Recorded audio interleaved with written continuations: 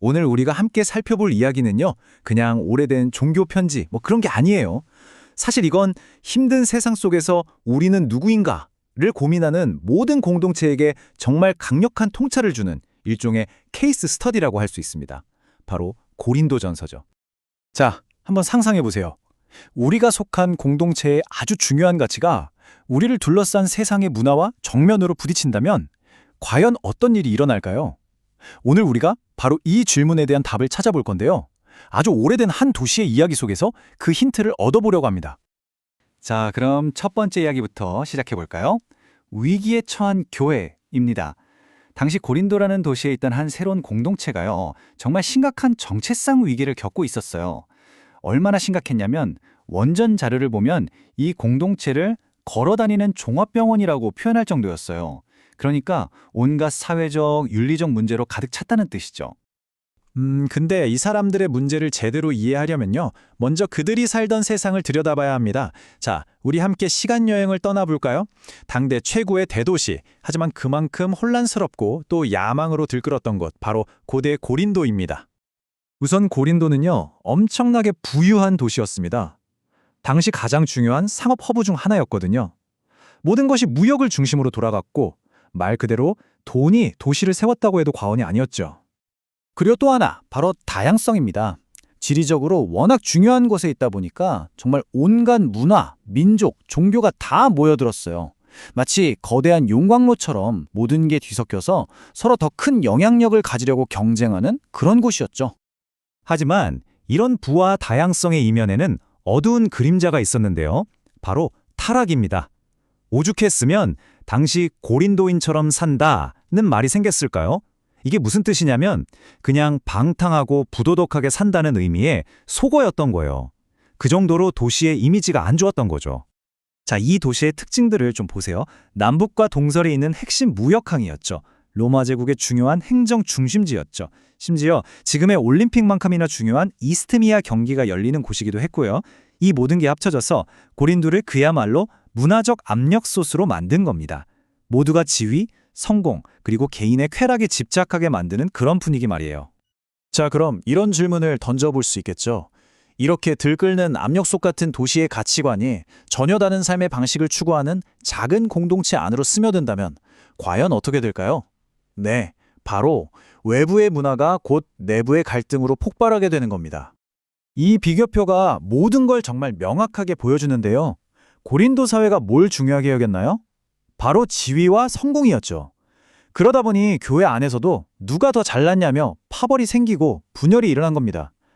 또 계급과 부를 중시하는 문화는요, 공동식사 때 부자들은 자기들끼리만 즐기고 가난한 사람들은 소외시키는 그런 사회적 분리 형상으로 이어졌고요. 내 잘난 맛에 사는 그들의 교만은 교회 안에서 소위 영적인 은사를 가졌다고 뽐내는 영적 오만으로 나타났습니다. 결국 교회의 문제는 그냥 바깥 세상의 문화를 그대로 비추는 거울이나 마찬가지였던 거죠. 상황이 이렇다 보니 이 편지를 쓴 바울은 그냥 이거 고치세요, 저거 고치세요 하는 식의 임시 방편을 내놓지 않습니다. 아예 판을 새로 짜려고 하죠. 고린도 사회의 가치체계 자체를 완전히 뒤집어 엎는 아주 급진적이면서도 반문화적인 해결책을 제시합니다. 그럼 먼저 고린도, 아니 어쩌면 지금 우리 세상의 기본적인 운영체제가 뭔지부터 보죠. 원전에서는 이걸 성공철학이라고 부르는데요. 자, 그럼 바울이 제시하는 대안은 뭘까요? 바로 십자가의 지혜입니다. 이건 앞서 말한 성공철학의 논리를 그냥 180도 뒤집어버리는 개념이에요. 아니, 근데 십자가의 지혜라니 너무 거창하고 추상적으로 들리잖아요. 그럼 이게 실제 생활에서는 어떻게 적용될 수 있을까요? 바울은 이 모든 걸 딱 하나의 실천 원칙으로 요약합니다. 바로 사랑이죠. 여기서 말하는 사랑의 핵심, 이게 정말 중요합니다. 자기의 이익을 구하지 않는 것. 이건 그냥 좋다 하는 그런 감정이 아니에요.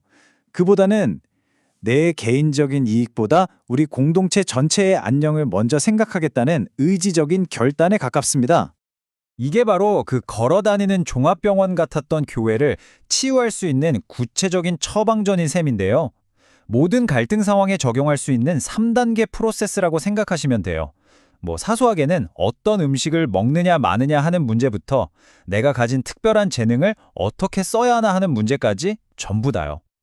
자, 이제 마지막 부분입니다. 아니, 그래서 2000년도도 더 된 편지 이야기가 지금 우리랑 무슨 상관인데? 하고 생각하실 수도 있잖아요. 바로 그 점을 짚어보려고 합니다. 이 고대의 편지가 왜 지금, 여기, 우리에게도 여전히 중요한지 말이죠. 왜냐하면 놀랍게도 고대 고린도의 모습이 오늘날 우리가 사는 대도시의 모습과 소름 돋을 정도로 닮아 있기 때문이에요. 성공과 지위를 향한 끝없는 경쟁, 개인주의가 당연시되는 문화, 더 많은 부와 권력을 가지라는 사회적 압박. 어떠세요? 정말 낯설지 않은 이야기죠? 결국 핵심 과제는 그때나 지금이나 변하지 않은 거예요. 바로 이기적인 세상 한복판에서 어떻게 이타적인 공동체를 만들어갈 것인가 하는 문제죠. 내 이익을 챙길 것인가 아니면 공동체를 위해 나를 내어줄 것인가. 이 근본적인 긴장감은 2000년이 지나도 여전히 우리 삶의 한가운데에 있습니다. 그래서 이 이야기는 마지막으로 우리에게 이런 질문을 던집니다. 만약 오늘날 우리가 사는 이 세상이 새로운 고린도라면 우리의 반문화적 해결책은 과연 무엇일까요? 개인의 성공을 쫓는 대신 서로를 위해 기꺼이 자신을 내어주는 그 사랑의 원칙으로 우리는 과연 어떤 공동체를 만들어갈 수 있을까요? 생각해 볼 만한 질문이죠.